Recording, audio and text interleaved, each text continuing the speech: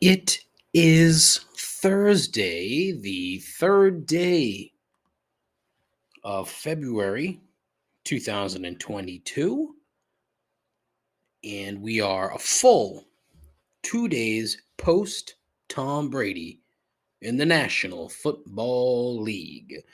Most of the six-state New England region is, along with a fair amount of the NFL, are still in a somewhat state of shock. I wouldn't call it, like, ooh, shock and surprise. The old fucking guy retired.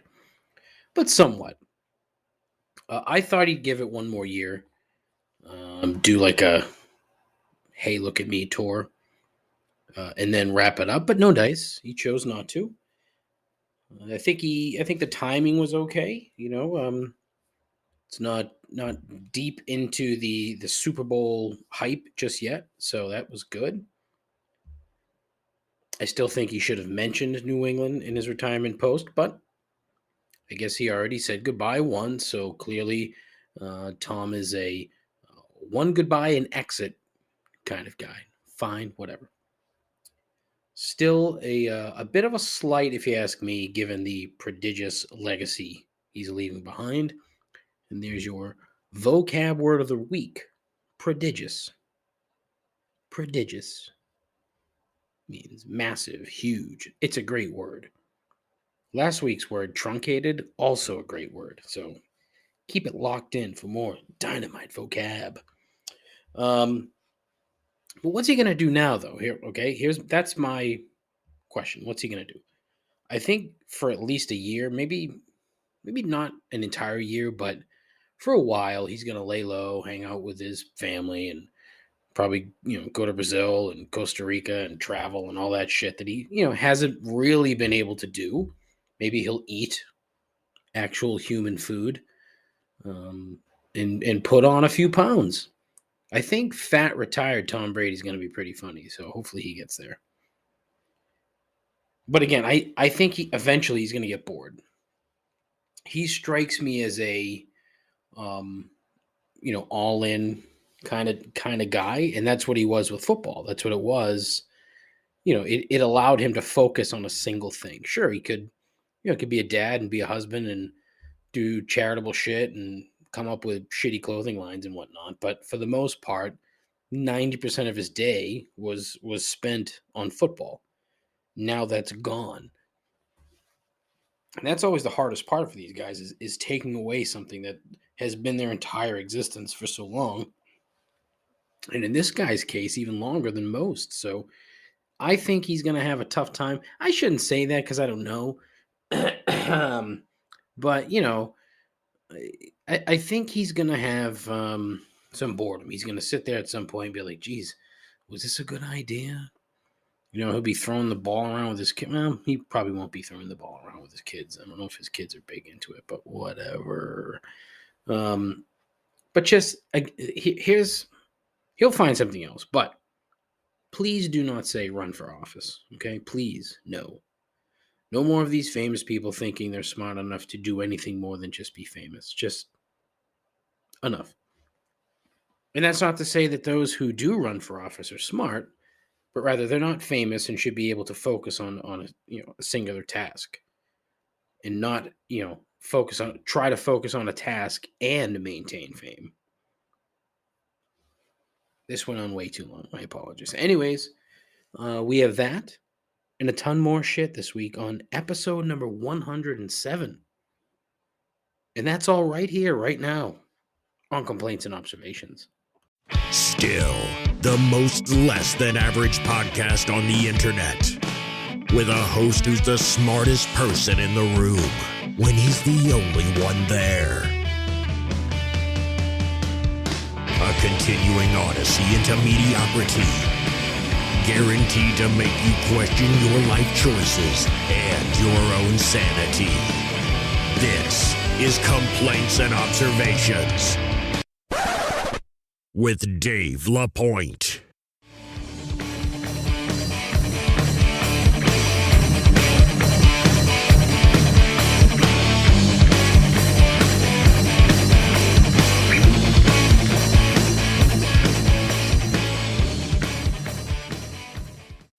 Who the hell is Dave LaPointe? I think he's a bum. I think he's an absolute bum. All right. What's up? Hey, thanks for coming by here and listening to what I've taken to calling the world's worst podcast. Why? Well, if you've managed to get this far, I'm 5 minutes in, and you can already see that that's not too far from the truth. So, the world's worst podcast. I'm going to get that put on a shirt, and no one will buy it except for me. But that's okay. That's fine. It's not an issue. Seriously, it's not. So listen, Tom Brady. I gotta stop saying that. So listen, don't do that. Tom Brady's a big story. Okay, big story. And as I said, talking about not mentioning New England, not mentioning the Patriots. Apparently, Bob Kraft was very pissed about that. So I'm very curious to see how this progresses. I think eventually it'll be fine. I don't really think it's that big a deal. I think it's more of a slight. I think it's a, and I said this in the intro. It is a slight, and I also think it's kind of, what's the right word here? I don't know. I think he did it. Yeah, I think he did it purposely. Yeah, but again, I don't know how malicious it was. Right? Did he consciously say to himself, fuck New England, and not put anything in there? Oh, maybe. Who knows? If he did, well then, fuck you, buddy. Fuck you, buddy. I don't know. We'll see. But the bigger news in the NFL is Brian Flores. Yo. And I say that because this is a big fucking deal. If you live in a fucking hole somewhere and don't know, Brian Flores filed a class action lawsuit against the National Football League, the New York Giants, the Denver Broncos, and the Miami Dolphins. Why? For racism and shitty hiring practices. And, I'm sure there's more to it. I haven't really dug into the nuts and bolts and the nitty gritty of it. What I do know is that this has the potential to be pretty fucking massive for a number of different reasons. He basically calls out the Dolphins, the owner, Stephen Ross, who's kind of a shitbag, for saying, hey, I will pay you $100,000 US for every game that you lose. It's like, did he not meet this dude during the interview process? Because, look, I don't know the guy, but from what I do know and what I see of him, he does not strike me as the kind of person that's going to say, oh, sure, yeah, I'll lose on purpose. I could be way off, but as this is a strictly an outside observation, all right? He does not look like that kind of guy. What does that kind of guy look like? I'm not sure, but it's not Brian Flores, and I'm happy to say that I don't think that's accurate. So that's fucking shitty, right? You've got a good fucking coach here, and you tell him, hey, I'll pay you to lose? So in other words, Stephen Ross hired this guy to lose. What's the fucking point? Like, what's the game? Oh, yeah, we're going to try to tank to get a high draft pick. Well, that ain't going to work because you fucked that up. You took Tua instead of Justin Herbert. So, what? Where's the fucking impetus to lose? If I already know you fucked up, why am I going to lose more? I mean, I would hope that was an answer that he had for him. Like, why would I lose if you're going to fuck it up? So, not sure about that. He's saying that the Broncos showed up to his 7:30 a.m. interview still drunk and hungover, which I thought was like, it's fucking crazy.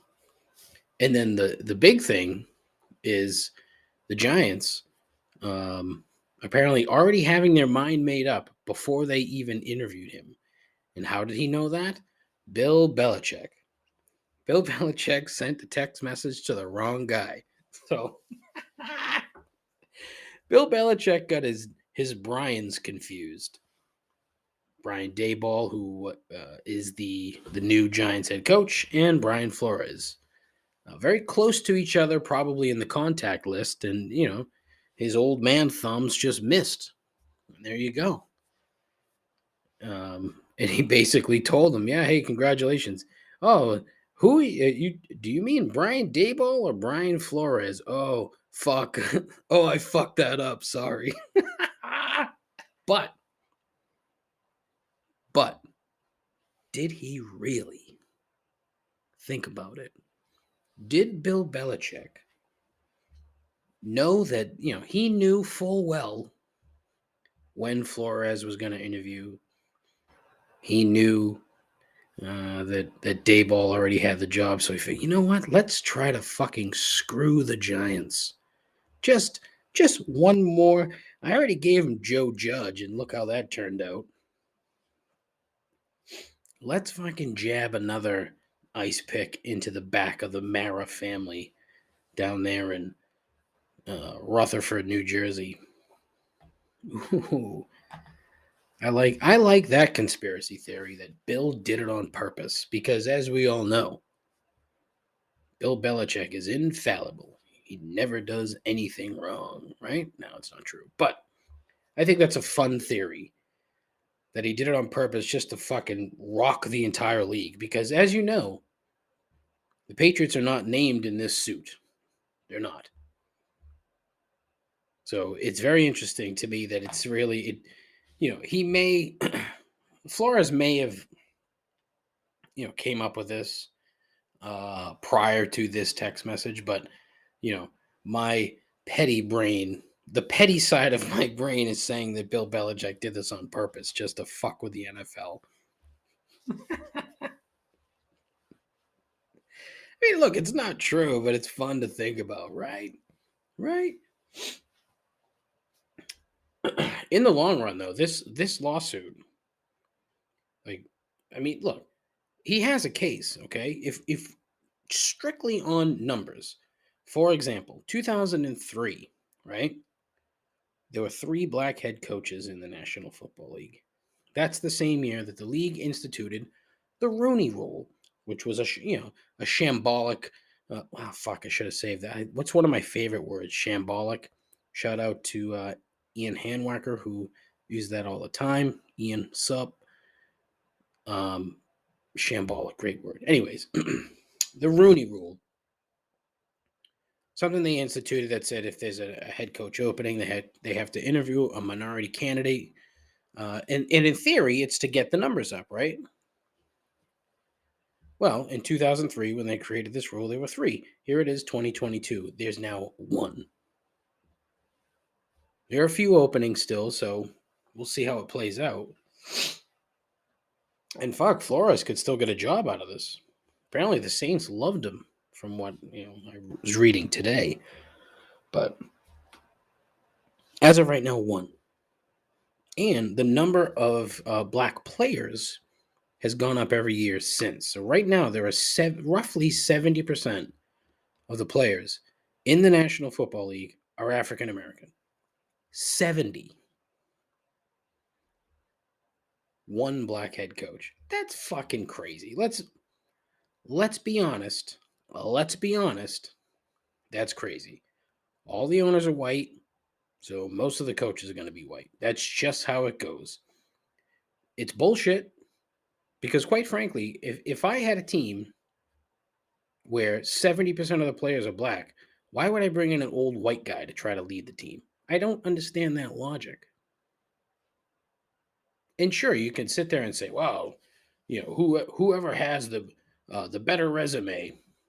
All right, I could give you a list of a dozen guys that are black with better resumes than fucking a handful of coaches in the league, i.e., Joe Judge, for example.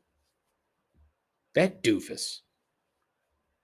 Like, that guy had no fucking business getting a head coaching job. No fucking business whatsoever. And look what happened. 2 years later, gone.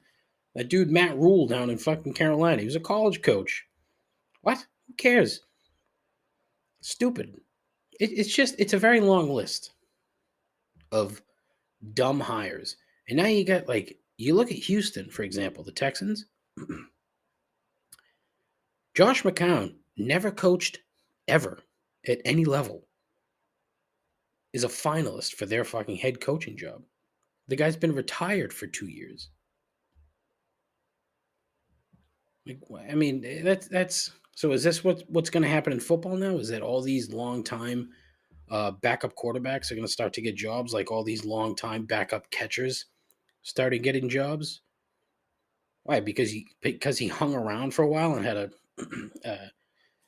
headset on and could hear the play calls. That makes him head coach material. Like, come on now, knock it off. The other funny part about this is it's totally going to piss off Roger Goodell and the owners, because this thing is going to completely engulf the Super Bowl. That's all anybody, I don't want to say that's all anyone's going to talk about next week, but it's going to be, that's going to dominate the conversation. And boy, do the fucking owners in the league hate when something usurps what they're doing. Anything to make the league look bad, especially on the biggest week of the year, diabolical. I kind of like that. I like the pettiness of it, of the timing of this thing. Because he could have waited. He could have waited until he maybe got a job, but nope. He's like, you know what? Fuck it. It's like, I'm good enough to get a job now, but at the same time, I'm burning this fucking thing down. He's going to have so many fucking players on his side. If he does get a job, 2 or 3 years, they're winning a title. I'm calling it. Just because of the amount of talent that's going to want to play for the guy. He's a leader of men. And that's what people like, especially in that league. So I'm curious to see how this plays out. It's going to make a lot of very comfortable people very uncomfortable. And I think that's where the fun part is going to be. That's where the fun comes in for us people that enjoy seeing the unsquirmable squirm. Is that a word? Unsquirmable? I don't know, but I like it. I'm going to write that down. Unsquirmable.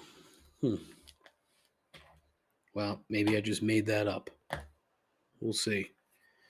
Anyways, that's just one of the things I want to talk. I've got a few other things. I want to talk about the fucking snow. I want to talk about Neil Young. I want to talk about fucking COVID again. Talk about Texas. I want to relay a name. A gentleman. I'll just mention it. Look up, Google Manfred Gans. MANFRED, Manfred Gans, GANS. It is a fucking batshit fascinating story.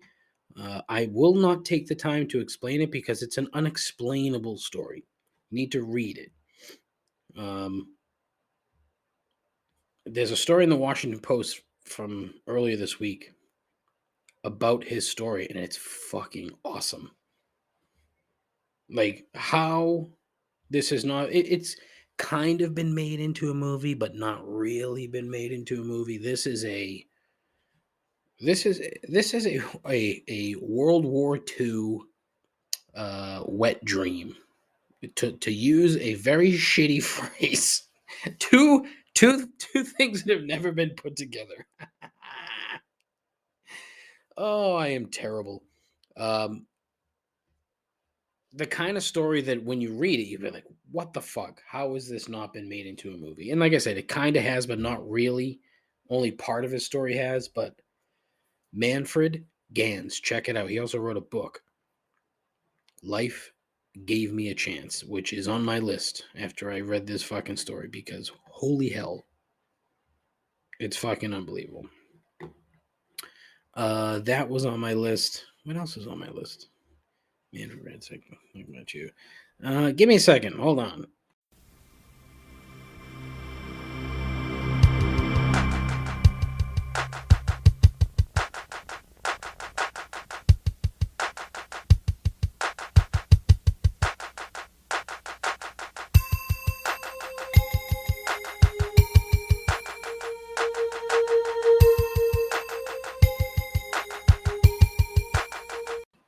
All right, so a bit of just rapid fire takes. Not so much takes, but things that were on the list.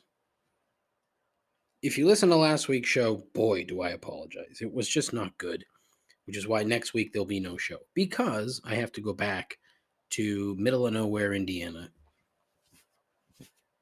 for work. So where I was, not the, I don't want to say the nicest parts of the world, but whatever.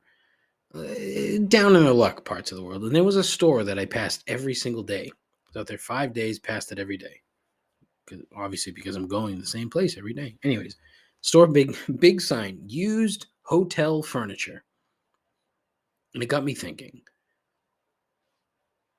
Businesses with weird fucking niches. And that's at the top of the list. Hey, let's go into all these hotels and take their furniture. God knows what's happened to them, where they've been, what they look like. You just buy them and you're trying to sell them. Like, whoa. That's a depressed market. Am I wrong? Oh, brutal. And this was a big fucking store, too. I felt bad. I felt terrible thinking about people going in there and buying used hotel furniture. I guess if it's a school, and it was a college about a half mile, not a half mile, half hour away. Plus, it's like, an hour or so south of Chicago. So I don't know. Maybe if it's your first place ever, or I don't know. All I know is that I would not want to be buying used hotel furniture. What else? Rihanna is pregnant, which was big news. Why? I don't know. It's lost on me. I'm sure she's a terrific person. I don't know. I don't really know anything about her. Other than she's now pregnant. There was a picture, like a series of photographs of her and her, the father of a child whose name eludes me at the moment. I apologize, Mr. Rihanna. Sorry. There was a goddamn squirrel on the roof of this fucking shed. Like, go away, guys. Come on. I'm trying to talk about fucking Rihanna. Not literally, but figuratively. And the picture is her. I'm guessing they're in New York City. I don't know if they're in New York City. It's just an assumption I'm making. I could be dead wrong. However, she's standing there with like a winter coat that's open, exposing her stomach, and she's wearing jeans, I'm guessing, that are way too big for her. And you can't see if she's wearing shoes or not. Like, what the fuck's this girl doing? Like, you're setting a poor example for your unborn child. But apparently it's a big deal. Also a big deal, Nick Cannon. That dude has like fucking 88 kids. Did you know that? I had no clue.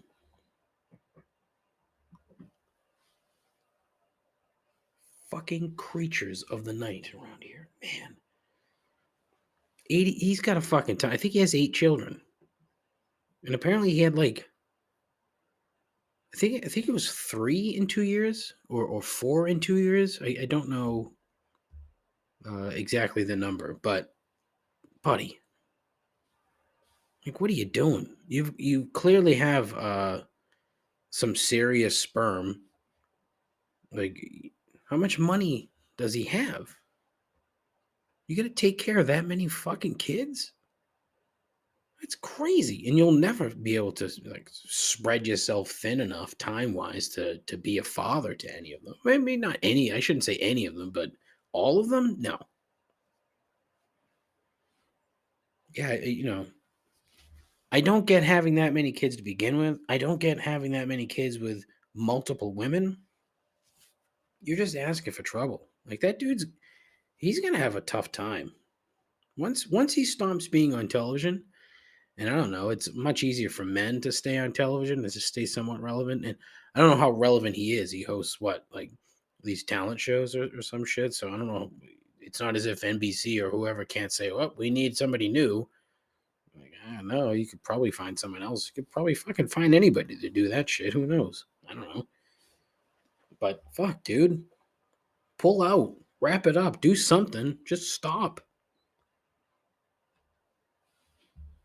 The Bidens, Joe and Dr. Jill, have a cat now named Willow.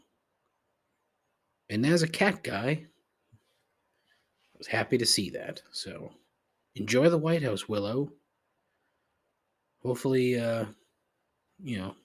hopefully it's okay for you. Apparently, Willow is a farm cat from somewhere in Pennsylvania.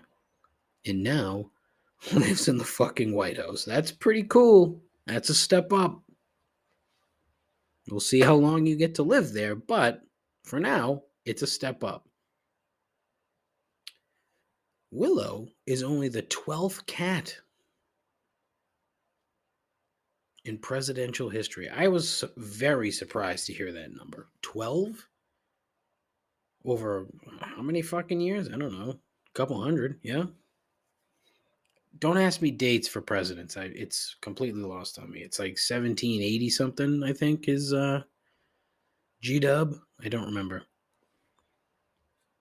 Anyway, it's been a long time. And apparently, Abe Lincoln had two. He had two cats. Need more cats in the White House. They elicit calm, and they're very good at de-stressing their owners. So, more cats in the White House. It's a good thing. More cats in places of power all around the world, if you ask me. And dogs, too. You know, dogs are fun. Cats are fun, too, depending on your, idea of fun. There you go. The fucking snowstorm this week. Fuck it. I'll talk about that more later.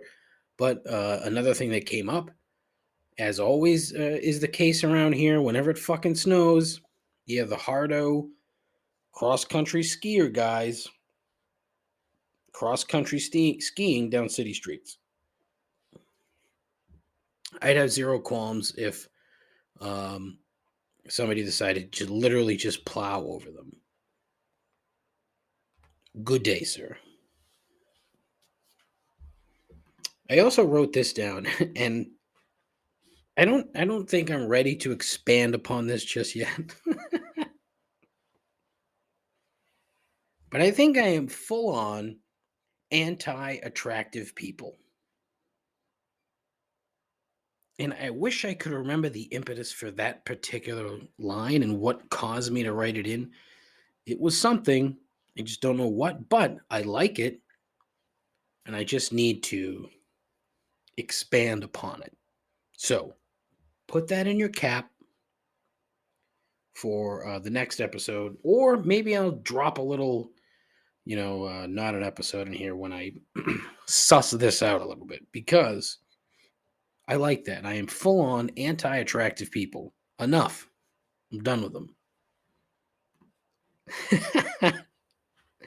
As an unattractive person, I hate attractive people. Oh, that's so stupid. Good Lord.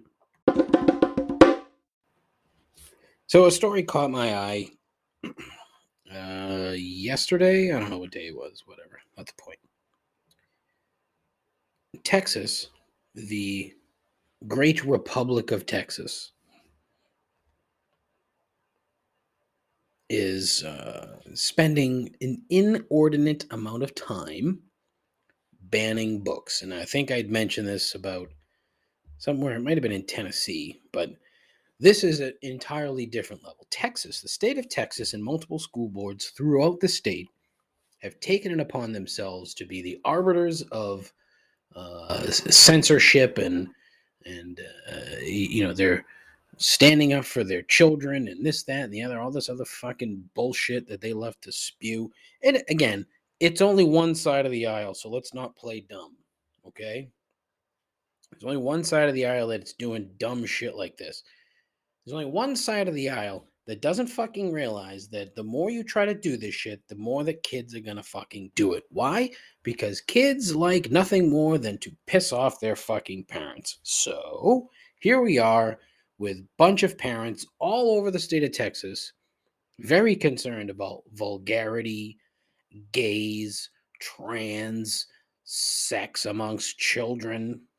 It's not really accurate, that last part, but all of a sudden, instead of trying to, regulate the internet, which I'm guessing they're trying to do in droves, but they've decided they're going to take aim at books. Why? Because it's a much softer target. It's not as if they're sitting there thinking, okay, well, this particular book about gay teenagers is going to wreck my child. I mean, look, some of them might believe that, because they believe more in the other book that's full of vulgarities, death, sex, etc., which is the Holy Bible. In fact, some of these parents have suggested that a lot of these books that are taken out of libraries be replaced by the Bible. So it's just a matter of time before Texas high school libraries will be wall-to-wall Bibles. I mean, that's probably what they're shooting for and what they want. But the thing of it is, right? Not only do these fucking poor kids live in Texas and have to deal with this shit, but now think about the number of kids that are constantly ostracized, for being gay or being trans or whatever. Now they have to deal with this shit where a book that they may have found some solace in, or a book that they read and enjoyed and thought, okay, maybe my life's not going to be complete dog shit. It's being taken off the shelf now, so you can't get it because everything that's in it is wrong, according to the Katy, Texas School Board. Katy, Texas. I mean, let me tell you now, is known for two things now. One, banning books, and two, Roger Clemens. Beyond that, I have no fucking clue. I'm sure there are other people from Katy, Texas, and I'm sure they're equally as fucking scuzzy as Roger Clemens. Don't dig into Roger Clemens, because you'll find out a lot of shit that you probably don't want to know about. Which, these people won't talk about, because he's probably a hero down there. I got off on the wrong track. Banning books. Like, to think that that's going to somehow solve a problem, okay? Imagine this, right? You're a parent in the Katy, Texas school district. You come upon a book and you say, I don't like that book. I don't think my high school kids should be reading that book. Okay, so they file a formal complaint. And let me just read a couple of these complaints. One book set in East Texas in the 1930s. Teen love affair between a Mexican-American girl and a black boy. This was released in 2015. Name of the book, Out of Darkness. The book, which includes a description of rape and other mature content, quote, focuses on gratuitous sex situations, end quote, a parent told the Katy School Board. That's the problem. Most of these have underlying themes. One has to do with any sort of LGBTQ content, Hispanic content, Black content, things of those nature. They all sort of tie together, and it's very convenient. Or, if you weren't so fucking obvious, it wouldn't be so fucking obvious. I don't know what I'm trying to say there, but, they're trying to ban these things, ban these books, that are for a specific minority, specific minorities, I should say. And all these parents are so fucking afraid of fucking everything. Everything. And, they're so fucking concerned about the potential harm that a book might have instead of the potential harm that of them restricting their kids from doing this and doing that or reading this. You're gonna have the opposite effect in a very large number of these cases. It's going to happen. Kids don't like being told what to do. They don't. I was a kid once, you were a kid once, you remember. If your parents told you not to do something, what happened? You fixated on that thing. And eventually you did it, whether you got in trouble or not, you did it, because that's how fucking kids' brains work. So instead of letting these books be read, because it's not as if a kid is going to read this book and suddenly become whatever is in the book. That's not how reading goes. Like you read something, you interpret it, and you go from there. That's it. That's it. What you don't see from these parents is something like, "Oh, I don't want my kid to read this book and turn gay," because I'm gonna assume that's what some of these fucking parents are thinking, because that's what parents think. They're so afraid for their kids. They're afraid that their kids won't ever be able to fucking think for themselves. And look, I'm coming at this from a place of total ignorance. I don't have children. I was a child once, so I have some experience in that regard. In fact, mostly I still am a child. But to be so fucking afraid of everything, like books, I don't understand it. It's something that's lost on me. I don't get it.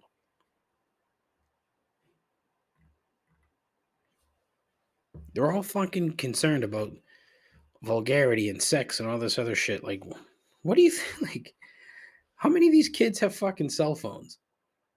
And how many of these kids aren't like way too fucking smart to figure out how to access any of this shit on their phones or their laptops or wherever? Like, what are you doing? The lengths that my generation went through to see porn pales. No, not pales. I got that backwards. The links that kids have to go to now to see porn pales in comparison to the links that me and my generation had to go through to see porn. I've talked about hiding porn in the woods before, have I not? I have. That was way harder. Like, you had to use your imagination. Kids don't have to use their imagination now. They can fucking see everything. Anything, everything. It's unbelievable. But they call these fucking books. Why? One of them said, quote, "Why are our libraries filled with pornography?" End quote. Come on. Like, you're taking all these situations in these books totally out of context. You don't know what they are. They're literally just cherry picking it, talking about it and saying, "This is gross." Wah. Meanwhile, one parent, asked the district to remove Michelle Obama's book because they were afraid it was, quote, "reverse racism," end quote, against the whites. More scared white people. Amazing. It just never fucking ends. And that's it's never going to end. I mean, it will eventually. I don't know how, but it will eventually. I don't think it's going to bubble over. I don't think anything like really drastic is going to happen, but I think eventually something's going to come to a head in some way, shape, or form. I just don't know what that way, shape, or form happens to be. In the same token, all of this mask business, right, with COVID, and the number of parents that get pissed off about masks, I get it. Totally get it. You don't want your kids wearing masks. You think it's stupid, whatever. Yeah, fine. That's not really my biggest issue. My issue are the parents that talk about this shit nonstop without realizing that blaming COVID and masks for everything, they're gonna. Some of these parents will look back on this 4 or 5 years down the line when, say, some kid fucking snaps and blows up I don't know, a concert hall or some shit, I don't know, a movie theater again. I don't know. They'll blame it on COVID and masks. It's coming. You know it's coming. They'll be blaming all that shit in perpetuity for every shitty thing their kid does for the next 40 years. Because they know for sure that having them wear a mask has completely fucked up their development somehow. I don't know. And again, I'm not smart enough to be able to tell you how or why. I just don't think it's very accurate. I just don't. That's just me. I understand it's annoying. I understand you can't really see people. But I mean, the minute you walk out the door, you take the fucking mask off. Go inside, put the mask on. It's 8 hours a day. Not even. They're not in school for 8 hours. How long are they in school for? 6, 7 hours? I don't know. Not all day. They're not wearing it at home, right? Oh, there's way more to it than that. Seriously. And again, I'm not smart enough to be the one to dissect it all day long because it's not. Because it doesn't affect me, number one. And number two, again, I don't think it's. I can't figure out the big deal about it. I really can't. But I'm just waiting. I'm waiting for the first kid or somebody to do something shitty, and then for COVID and having to wear a mask at school to be blamed for it. It's coming. I promise you. It's coming. All right. I'm going to make up for last week's short episode by making this one way too fucking long. Way too long. But anyway, I need to talk about this because this is another fucking story that's making me pull my fucking hair out. Neil Young. Neil Young said last week, I think, or earlier this week. I don't know. I can't keep track of days. They all blend together. Neil Young comes out and says, "Hey, Spotify, I don't want my music on your platform because you have Joe Rogan." This is where I wish I had a button like bum, bum, bum. Another person listening to Joe Rogan and thinking to themselves, boy, everything that comes out of his mouth is dumb. I don't necessarily agree with that point. I don't think that everything he says is dumb. I think only, half. And even that, it might even be less than half. I don't know. It's not even so much him.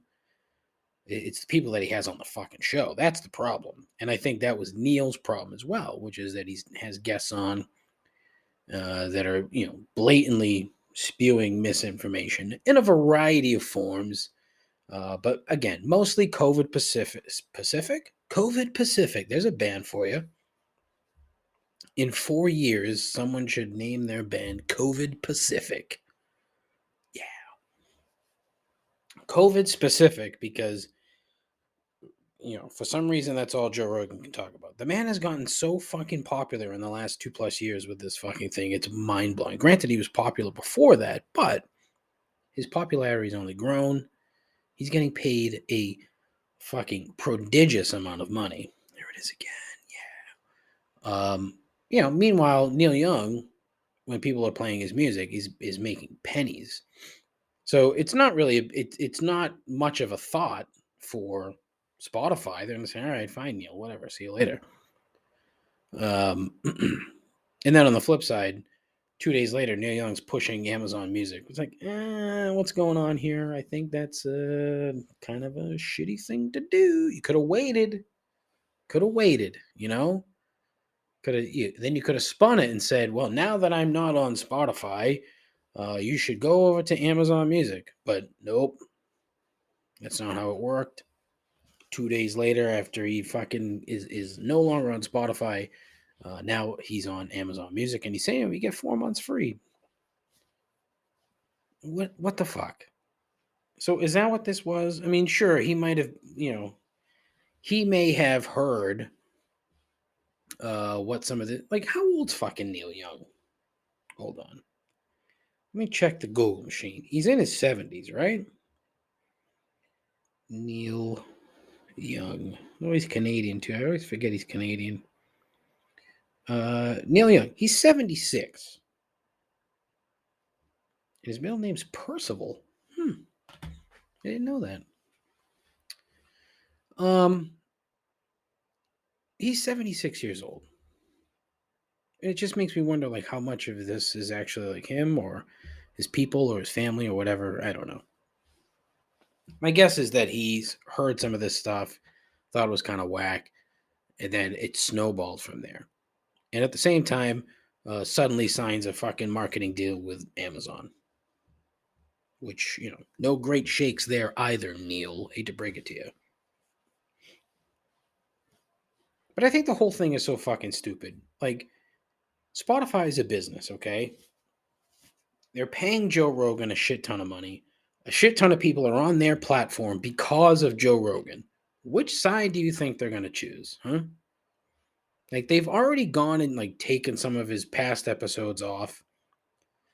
Like, there's a freedom of speech thing here, and it doesn't apply because, again, Spotify is a private business, so they can decide what's going to be there and what's not. I just think you're barking up the wrong tree.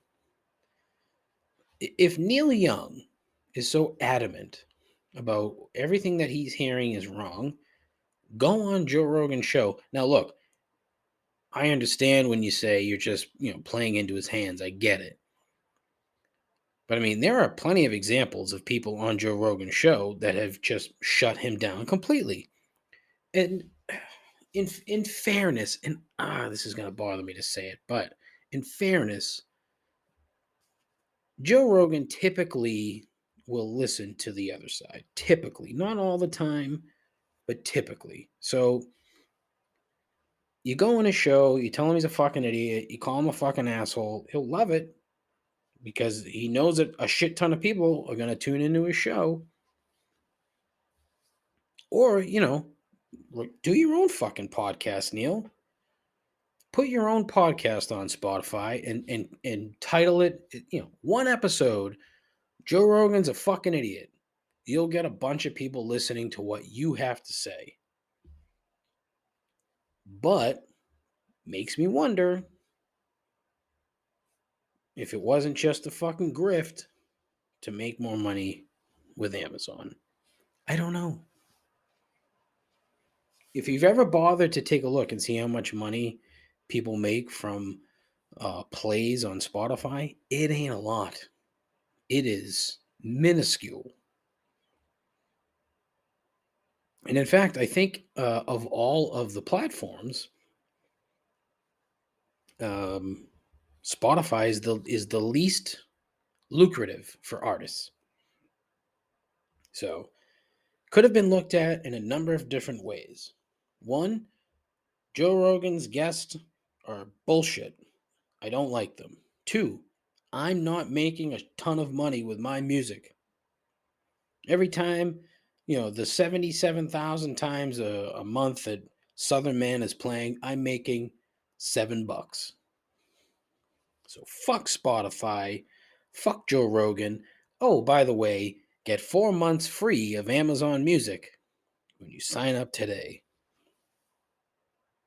So, of course, you have all these other oldie-timey people, Joni Mitchell, Crosby, Stills, and Nash, taking their music off. Somebody else did too. Nils Lofgren. said, yeah, take my music up. And I was like, wait a minute, what? I don't know, whatever. Um, but without the grift, you know? So did they fall for it? Did they fall for it? It just, I don't know. It just seems very sketchy to me. It seems sketchy. And again, I don't really think this specifically. Like, Joe Rogan makes a good living having people be mad at him. So good for you, Joe. Do I believe everything he says? No. Do I believe everything his guests have to say? No. Do I really give a shit beyond that? No. But I'm tired of talking about him. I'm tired of talking about fucking COVID. Tired, man. Tired. What's that from? Other something else. Anyways. But yeah. So there you have it. That's the 2 cents that I have with that whole kerfuffle. There's just a lot of dumb shit going on there.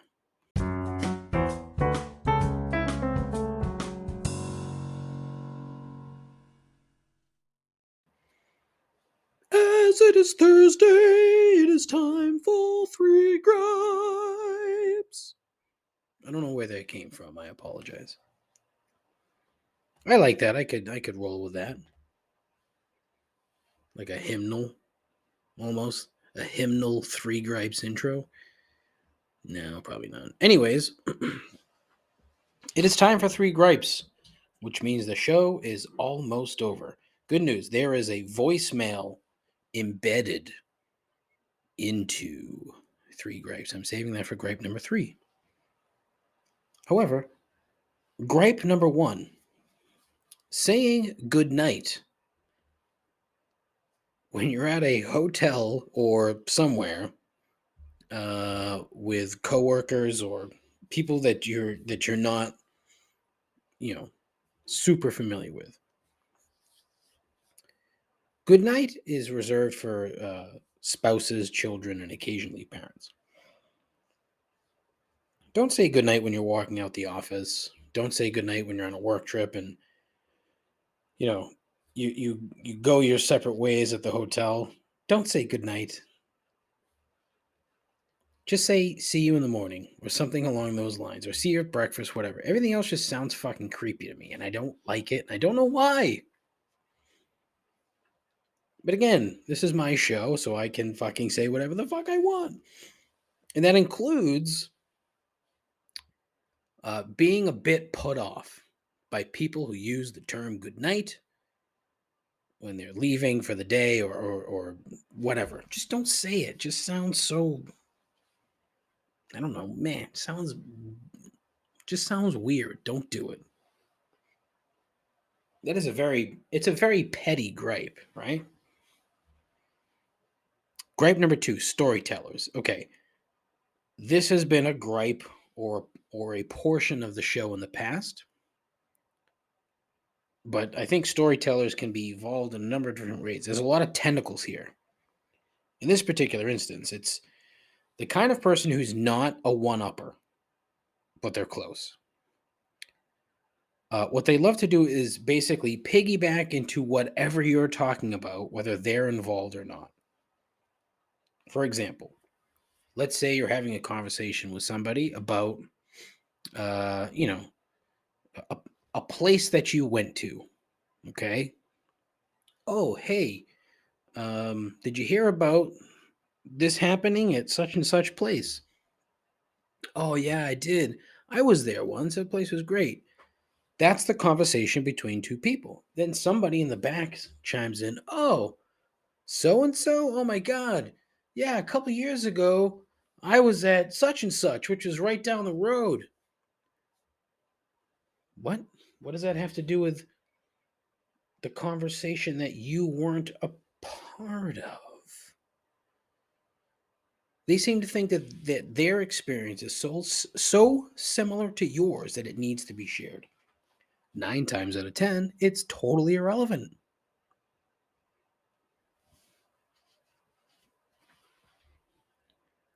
I think it's mainly people who just love to talk, right? People who love to talk or people who talk too much. That's these people, right?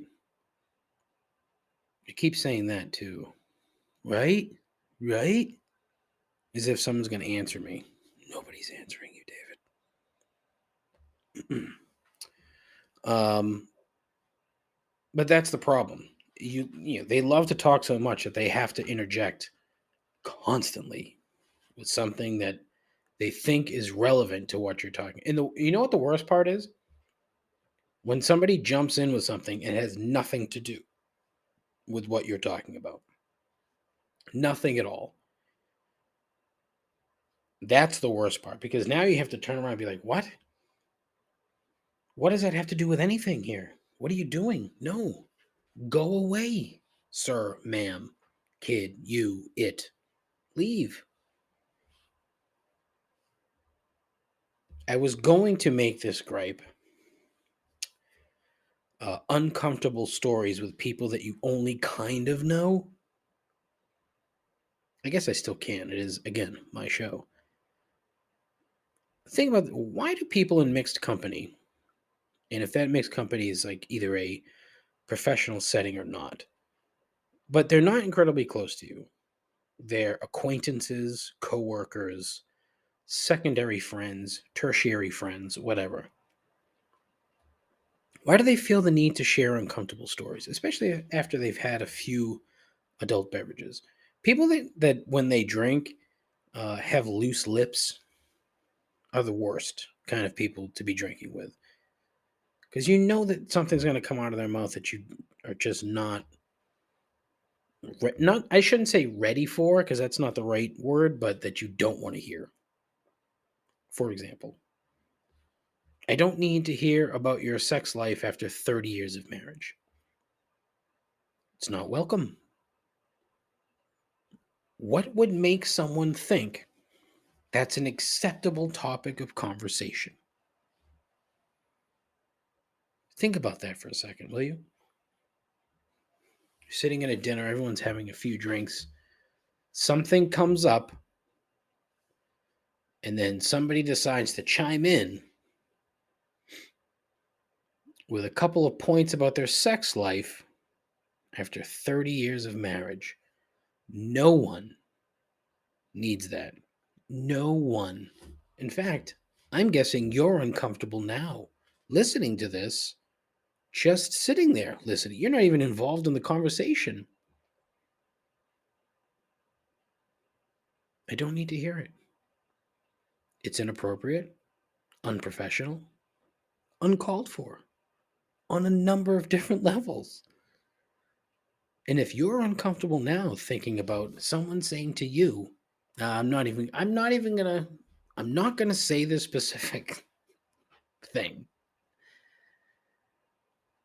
because I don't want to hear it. I don't want to say it. What do I mean? Don't want to hear it. Whatever. Now, I've totally lost my train of thought because I'm so disgusted again. Fuck.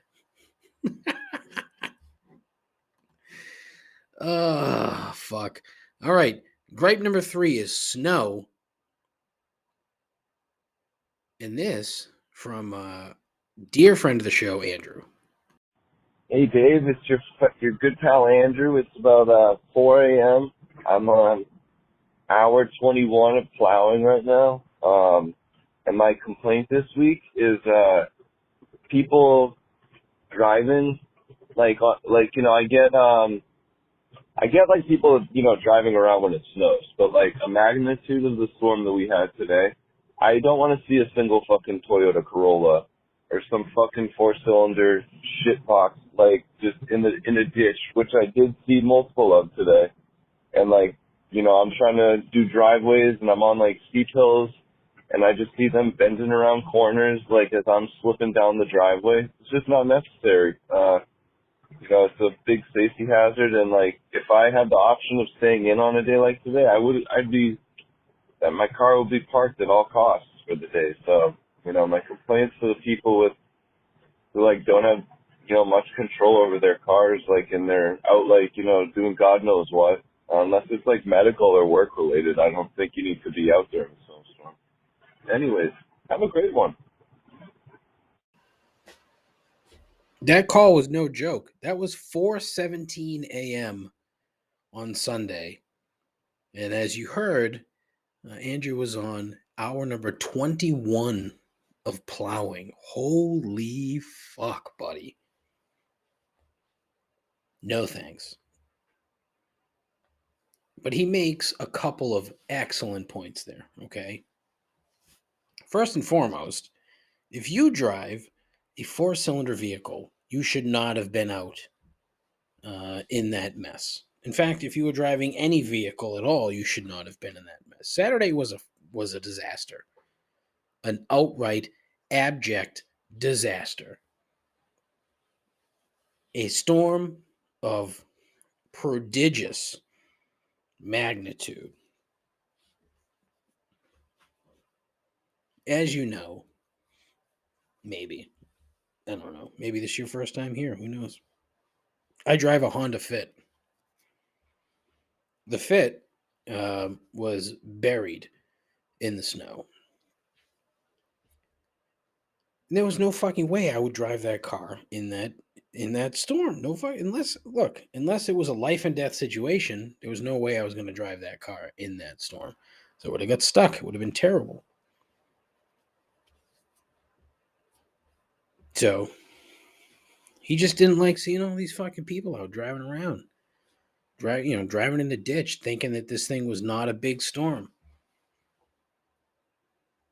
I don't know. But he's not wrong. And I talked about it at the top of the episode. And it's a full-on gripe now. A few inches is fine. That's not what she said. But anything more than a foot is far too prodigious. Right? So you could tell that I wrote this part. I never thought I'd get to the point in life where I'm now ready to eschew snow entirely for the remainder of said life. I just don't want to deal with it anymore. The shoveling, everything being wet for months on end, the salt, the melt, freeze, melt situations, the mass panic amongst the citizenry every time it's going to snow, all of it. You just don't want to deal with it anymore. This was too much. Like Saturday was too much. And I'm tired of it. And you know what the worst part is? Like the worst part is like I'm not really inconvenienced by this thing, right? Like we hired a plow driver to do the driveway. It was fine, it's no big deal. I still had to go out and kind of fix some stuff, and then I had to, shovel out a path from the driveway to my mother-in-law's door and to the trash bin, which is in the backyard. So we missed trash on Monday because I didn't feel like digging out on Sunday. And we went to my buddy's house to watch the football games. And then, if you're on the show page's Instagram @ComplainsPod, you saw my story from the other night where I had to shovel a path from the back door of the house all the way up to the broadcast palace. And as I said, I am too fucking fat and too fucking old for this shit. I don't want to fucking do it anymore. However, kind of stuck here for a while.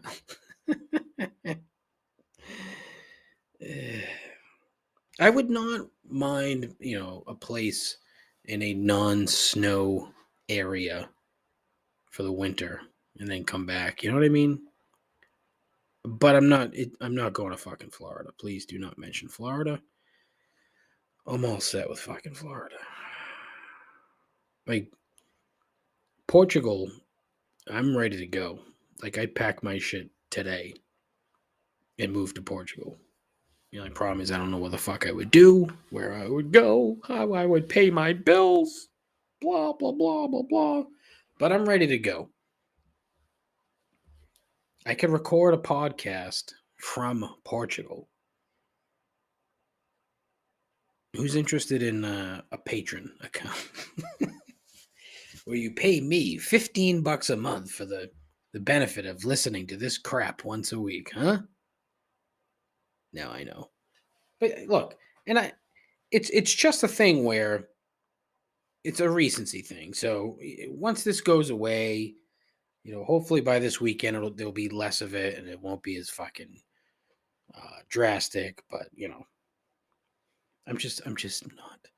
I didn't handle it well, and I had to come home. I didn't even mention this. I had to come home. I didn't have to, but look, I wasn't going to leave my wife here by herself because my mother-in-law took off. She went to her son's place because he has a generator. We didn't lose power, so it was great.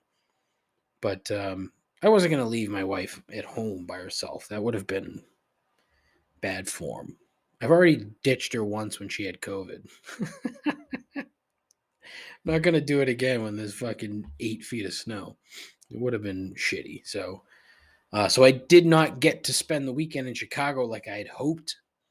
And as I said, I'm going to be out there again next week, which is why there's going to be no show next week.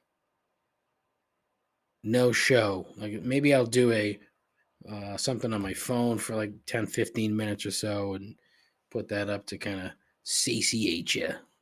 Not that you care, but whatever. This one went on like way too long. I'm at this is an hour and 10 minutes, roughly. Whew, this is a long one. This is terrible. I'm sorry. Didn't mean it. Yeah, I did. I meant it. Meant all of it, really. So everything I was, everything I wanted to say for the most part, I got to talk about, which is great. Sometimes that doesn't happen. There's a couple things that, obviously my anti-attractive people point, I'll get to that. But everything else that I wrote down, for the most part, I talked about. Yeah. Well, except for that one, but it's not even, that's a throwaway line. But yeah, no show next week. In the meantime, please go to at ComplaintsPod on Twitter, at ComplaintsPod on Instagram. I do have a Facebook account, but, and this is important, fuck Facebook, okay? I have a TikTok page at Complaints Talk, TOK. I have a Twitch channel that I don't use. I have a YouTube page that I don't use. I have all the fucking bases covered. It's just that I'm old and lazy, so I don't know how to use any of them. Not just that, I don't know what would I do with those? Like the Twitch channel. Like, does somebody actually want to watch me do this? I don't know. Probably not, but who knows? I should try it.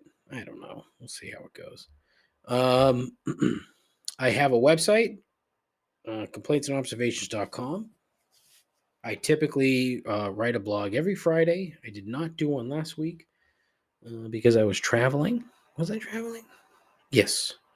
I was traveling, and then it snowed. What else? Oh, I got through the whole fucking episode without doing that, without stammering. The Quiet Violent, the Complaints and Observations house band. They're not really the house band. That's just something I call them because they came up with that sweet-ass riff for the intro. I'm told new music coming soon, so keep your eyes peeled. The Quiet Violent at The Quiet Violent on Instagram. Check it out. And then they're on Spotify too. Check them out. If you're into, I don't know what to call them. Like, I don't know. Donnie's better. Like, he'll be able to tell me like what kind of music specifically the band is. Like, it's rock music, but there's various subgenres of rock, and it's one of them. Pop punk, emo, whatever it is, I don't know. It's probably neither. I'm probably way off. All I know is that I like it. It's good. And you should check it out. So hopefully in the coming weeks there'll be new music and we can have Don and Bob on to talk about the band, talk about the music, talk about whatever the fuck they want, But that's it. Listen, as always, thank you for coming. Thank you for putting up with this bullshit for an hour. It is the world's worst podcast. And please, I ask, tell your friends, tell your moms, take care of yourself, take care of each other. Godspeed. Ta-ta.